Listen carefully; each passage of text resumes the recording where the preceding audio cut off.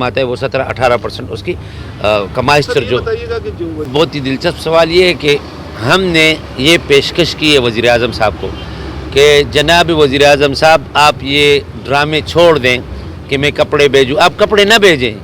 आप खैबर पख्तूनख्वा में हमने 35 अरब रुपए की सब्सिडी दी है। आप या तो आ जाएं हमारे साथ, आधे पैसे आप हमें दे दें ताकि आवाम को रिलीफ मिल जाए।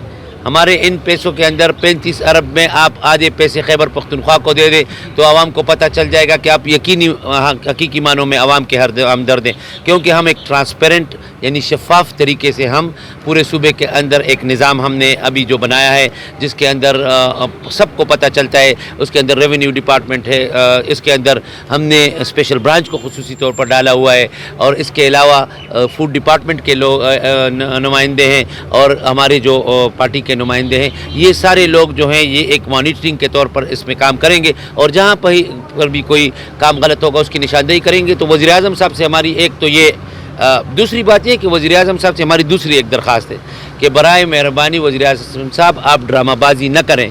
खैबर पख्तूनख्वा को आप हमें पंजाब से जो गंदम हम अपने पैसों से ख़रीदते उसकी इजाज़त दें। हमारी सरहद है जो आपकी पंजाब और सरहद की जो सरहद है खैबर पख्तूनख्वा की और पंजाब की, उसे बंद न करें। जब आप उसको बंद करते हैं तो यहाँ पे आटे की किल्लत पैदा होती है। तो आप ये हमें इस तरह के ड्रामे करके कि कुछ ट्रक बेच कर और लोगों को आप एक बहुत ही जाली किस्म की एक चीज़ है जो कि नहीं होनी चाहिए।